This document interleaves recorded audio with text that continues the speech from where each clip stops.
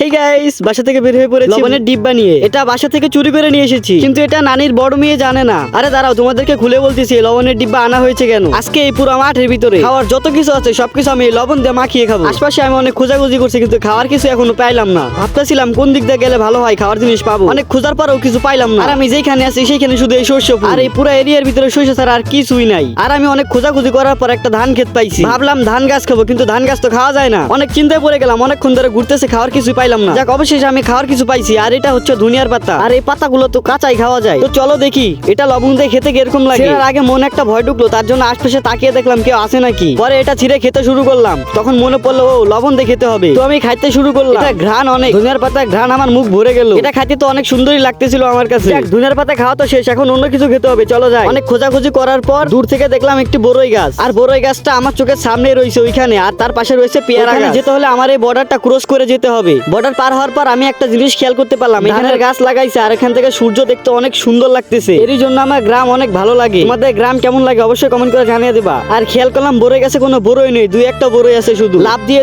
বড়ই পারার চেষ্টা করলাম, কিন্তু হাতে কাটার আঘাত লাগে। কোনো মতে দুই তিনটা বড়ই পেরে নিলাম এখান থেকে। আর এখন টেস্ট করার পালা লবণ দিয়ে খেতে কিরকম লাগে। আমার কাছে তো লবণ দেখে তো অনেক ভালো লাগতেছিল, যদিও বড়ইগুলো অনেক কুশা ছিল।